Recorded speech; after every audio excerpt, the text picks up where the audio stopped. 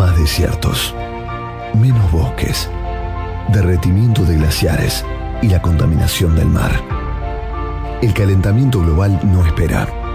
¿Qué vas a hacer? Sábado Verde. Sigamos buscando respuestas juntos.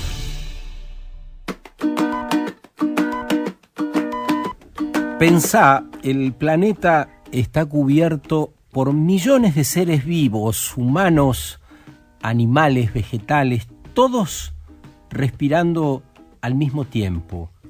¿Cómo puede haber suficiente oxígeno para que sea posible tanta vida? Hay diferentes procesos que lo suministran, pero lo que sabemos es que un solo árbol puede producir el oxígeno para 2 personas. Los árboles y el oxígeno, la selva y el oxígeno. ¿Qué ocurre cuando un ecosistema de esta naturaleza se incendia, como lo que ocurre ahora en el Amazonas brasileño? ¿Qué otras consecuencias puede traer? ¿Sufriremos escasez de agua?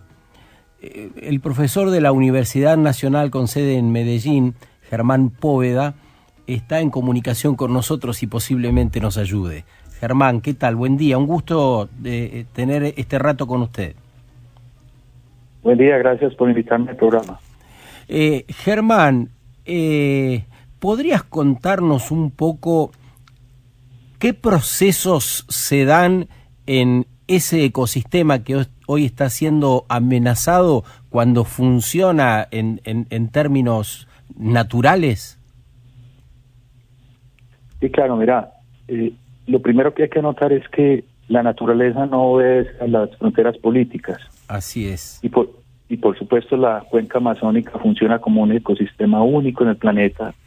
Es uno de los pulmones del mundo, es uno de los principales puntos de control del clima de todo el planeta Tierra. Y lo que está pasando hoy con los incendios es terrible porque pues no solamente se destruye la biodiversidad extraordinaria que tiene la cuenca amazónica, sino que eso está afectando todo el clima de Sudamérica, las corrientes de viento, las corrientes que transportan los vientos en la Amazonia, imaginémoslas como un gran corredor, digamos, que entra por el norte de Sudamérica, recorre las Guyanas, llega al piedemonte andino en Colombia, se va cruzando por el piedemonte de los Andes de Colombia, de Ecuador, de Perú, de Bolivia, pasa a Paraguay, el norte de Argentina y el sureste de Brasil. Sería como un río aéreo, ¿no? Por lo que describís, como más grande que el Amazonas. Correcto, inclusive el nombre científico son ríos aéreos o ríos atmosféricos, porque esos vientos transportan mucha humedad, mucho vapor de agua, y por lo tanto se consideran como ríos aéreos. Entonces, como se está quemando la Amazonia debido a la deforestación, entonces se está alterando toda la dinámica de circulación de los vientos y sobre todo el transporte de humedad, porque la Amazonia no solamente alimenta los Andes, sino que alimenta también hasta el Río de la Plata. Entonces, las políticas del presidente actual de Brasil, Jair Bolsonaro, están amenazando fuertemente la provisión de ecosistemas, de servicios ecosistémicos fundamentales en la cuenca amazónica, incluyendo pues el suministro de agua. Y yo diría que en general está amenazando el desarrollo sostenible de toda Sudamérica, más allá de Brasil, por supuesto, incluyendo otros países amazónicos. Todos sabemos que la Amazonia no pertenece solo a Brasil. Ese es uno de los errores que comete el señor Bolsonaro, porque la Amazonia también pertenece a Colombia, Venezuela, Perú, Ecuador, Bolivia, Guyana y Surinam. Somos 9 países. Desde que el señor Bolsonaro asumió la presidencia de Brasil, la deforestación en la Amazonia se ha incrementado fuertemente. Este mes hay 85% de incendios más que el año pasado. Esos incendios son debidos a ampliación de la frontera agrícola y ganadera. Principalmente eso ha sucedido porque el señor Bolsonaro ha desregulado la legislación o las medidas contra la deforestación, y por lo tanto la deforestación está asociada con problemas muy fuertes observados y predichos sobre la Amazonia. Por ejemplo, si se sigue deforestando la Amazonia, se podría convertir de un bosque tropical a una sabana, y eso tendría consecuencias muy fuertes para la evapotranspiración, que es la que nutre esos ríos aéreos de los que estábamos hablando anteriormente. Esa conversión de bosques a sabana alteraría esa dinámica de la transporte de humedad de agua. Eso, la deforestación de la Amazonia también reduciría drásticamente los servicios ecosistémicos de importancia, yo diría que global, no solamente continental, como el secuestro de carbono, como la regulación hidrológica, como el enfriamiento evaporativo. Algo que nunca se dice es que la evapotranspiración de los árboles es un proceso termodinámico de enfriamiento. De manera que si cortamos un árbol, es como si apagáramos un aire acondicionado que nos provee la naturaleza de gratis. También, si seguimos deforestando, por supuesto, vamos a reducir la contribución de oxígeno que le hace el bosque a la atmósfera y, por supuesto, la biodiversidad. Profesor, usted aludió en variadas oportunidades a Bolsonaro, y esto nos lleva naturalmente a preguntarnos cómo es posible que semejante sistema tan complejo y necesario para el oxígeno de todas las criaturas esté en manos de un misógino, un homofóbico, un racista, una persona que ha mostrado desequilibrio desde que asumió, y no haya resortes del resto de los países o de la comunidad mundial organizada para poder detener esto a tiempo, dado que cuando ocurre, como estamos viendo, se desata y las consecuencias son graves para toda la humanidad. ¿No hay resortes de algún tipo como para poder controlar esto y que no vuelva a ocurrir? A ver, esa es una pregunta muy difícil porque incluye la dimensión política. Evidentemente la elección del señor Bolsonaro depende única y exclusivamente del pueblo de Brasil, pero si las consecuencias son continentales y mundiales, entonces la humanidad sí tiene que tener unos mecanismos para tratar de controlar ese tipo de problemas. Por ejemplo, como decíamos ahora, se está afectando el suministro de agua para ciudades muy importantes como Bogotá, Lima, Quito, La Paz y cientos de pueblos andinos.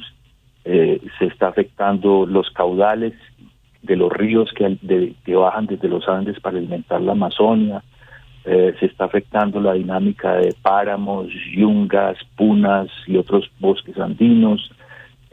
Como dijimos, se está afectando también la calidad del aire por los incendios de estos días. Ya hemos visto cómo hasta la ciudad de Sao Paulo quedó envuelta en una noche a las 3 de la tarde esta semana, de manera que como las consecuencias son continentales y globales, pues entonces debe haber mecanismos. Ahora, otra de las cosas que está pasando con las políticas del señor Bolsonaro es que están en completa contradicción con los objetivos de desarrollo sostenible que se ha planteado las Naciones Unidas. Entonces yo creo que desde esa perspectiva la geopolítica mundial sí se tiene que movilizar para poder controlar este tipo de problemas. Inclusive la reunión del G7 que está comenzando hoy ya ha tenido, las principales noticias que están saliendo allí es que se le va a exigir al señor Bolsonaro que ponga fin a ese problema porque tiene consecuencias mundiales. El señor Macron ya le dijo a Bolsonaro que no va a apoyar la firma del tratado entre Europa y Brasil si él no toma medidas para parar este problema. De manera que yo creo que la comunidad internacional sí tiene posibilidades de meterle mano al problema porque es un problema que tiene consecuencias continentales y globales para toda la humanidad. Estás escuchando a Germán Póveda, es ingeniero civil y docente de la Universidad Nacional de Colombia en Medellín. Habrá graves afectaciones relacionadas al suministro de agua, nos dice, por los incendios en el Amazonas. ¿Qué tal, Germán? Juan Roax te saluda. Recién en este diálogo nos contabas sobre estos ríos atmosféricos, sobre las consecuencias del incendio en términos hidrológicos, en cuanto a captura de carbono. Ahora, pensando puntualmente en las especies, ¿no? En las especies que se pudieron trasladar, aquellas especies que pudieron escapar de ese humo, las especies que pudieron escapar de ese fuego. calculo que empiezan a migrar para distintas zonas aledañas, ¿no? ¿Cómo puede cambiar o modificar esto los ecosistemas? Sí, esa es una dimensión muy importante que no habíamos mencionado. Yo no soy especialista en ecología, en biología, pero me imagino que el estrés que esto puede causar sobre miles y millones de especies biológicas. Ustedes saben que la Amazonia es uno de los sitios más importantes del mundo en cuanto a riqueza en biodiversidad. Entonces, estas perturbaciones de los incendios tienen que tener consecuencias muy graves para no solamente la fragmentación de los ecosistemas donde viven esas especies, que necesitan unos ecosistemas sanos para poder desempeñar su papel biológico y fisiológico, pero me parece que esa dimensión es muy importante. Y la otra es que recordemos que la Amazonia no es un sitio vacío. En la Amazonia viven varias decenas de millones de personas, incluyendo pueblos ancestrales, tradicionales indígenas que han vivido allí por milenios en completa armonía con su ecosistema. Y esos tal vez son los seres humanos más frágiles en esta dimensión, porque no tienen voz, no tienen voto, no tienen internet, no pueden hacer campañas por las redes sociales. De manera que yo creo que esta dimensión de los habitantes humanos, animales y vegetales de la cuenca amazónica también es una dimensión muy importante que hay que tener en cuenta en esta problemática.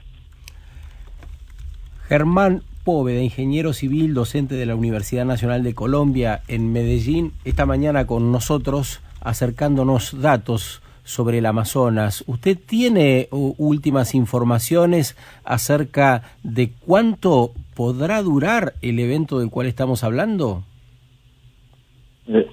A ver, es que los incendios son normales en esta época del año en la Amazonia. ¿Por qué esta es la época más seca? Y en la época más seca es cuando se exacerban los incendios, porque los agricultores o los que están haciendo intervención en la Amazonia esperan el tiempo de la sequía para preparar el terreno para ganadería o para agricultura de soja o de otros cultivos. Recordemos que Bolsonaro ve la Amazonia como una virgen a la cual hay que explotar para la ganadería, para la minería, para la infraestructura. Y entonces ese discurso ha bajado la guardia en cuanto a las medidas restrictivas contra la deforestación y ha exacerbado la ocurrencia de incendios para ampliar la frontera agrícola y ganadera. Entonces, en esta época del año los incendios son normales. El hecho es que este año, como decíamos anteriormente, ya van más de 76,000 focos de incendios en toda la Amazonia detectados por satélite. Eso se ha aumentado 85% con respecto a lo que pasó este mismo mes del año pasado. De manera que esos incendios no solamente son causados por el ser humano, sino que son normales en esta época. Sí, Germán, yo apuntaría ahí, digamos, Bolsonaro está siendo señalado por todo el mundo y ya es evidente un poco cuál es su característica. Ahora, me parece que no habría que dejar de evaluar una vez más la escala, ¿no? Porque vos recién relatabas quiénes viven ahí, las comunidades ancestrales, y yo me imagino que lo que puede haber sido el cultivo ahí o la producción de algún ganado y demás para esas comunidades hace 100 o 200 años, no tiene nada que ver con esta escala tan desbocada que se ha desatado en las últimas décadas de producción y consumo desaforado para algunas franjas. Esto también me parece que hay que analizarlo, porque hubiese sido Bolsonaro o Enrique Cardoso un poco antes, o acá cualquier presidente de la Argentina, donde también ocurre deforestación y quema, me parece que también obedecen a ese patrón de desquicio igualmente, ¿no? Sí, yo creo que la escala es un problema fundamental porque, como decíamos, aquí estamos hablando de un problema de carácter continental. Es que la cuenca amazónica mide 7 millones de kilómetros cuadrados. Eso es más o menos, si me acuerdo bien, unas 6 veces el área de Colombia completamente. No sé, será unas 3 o 4 veces el área de Argentina. Sí. De manera que la escala es gigantesca. Y otra de las cosas es que como está localizada en el trópico suramericano, Ya hemos dicho la importancia de los procesos hidrológicos, biogeoquímicos, climáticos que ocurren allí, que son absolutamente fundamentales para mantener esa biodiversidad y, como decíamos anteriormente, toda la población que vive allí.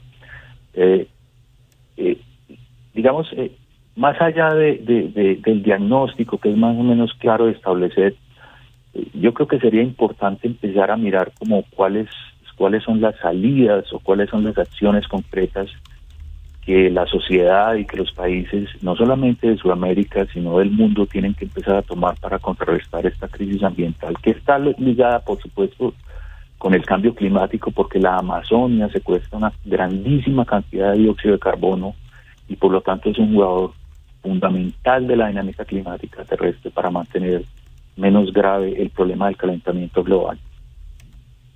Muchas gracias, profesor. Le mandamos un gran abrazo desde Argentina y muy agradecidos con el aporte de esta mañana. Muchas gracias, un honor haber estado con ustedes. Un buen día. Muy buen día. Germán Póveda, ingeniero civil y docente de la Universidad Nacional de Colombia en Medellín. Te encantó, Juan, porque me hacías a cada rato así con los dedos para arriba. Polegares para arriba, sí, porque me parece que profesionales como Germán nos ayudan mucho a entender, ¿no? Porque más allá de la descripción del hecho, ¿no?, que podamos consumir en cualquier lugar, tener mentes y personas que estén pudiendo entender, pensar y transmitir con tanta claridad los efectos. Claro. Los efectos, porque Germán fue muy completo.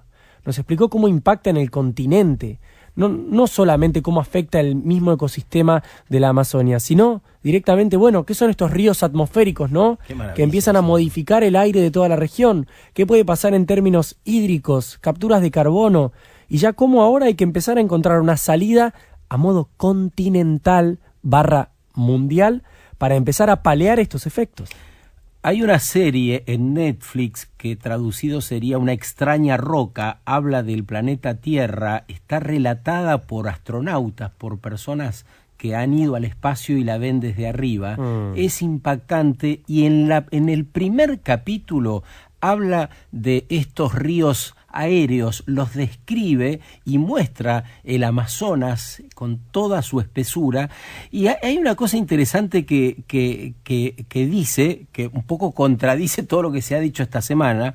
La serie dice que el oxígeno, todo el oxígeno que se produce ahí en el Amazonas es consumido por todas las criaturas que habitan ese espacio.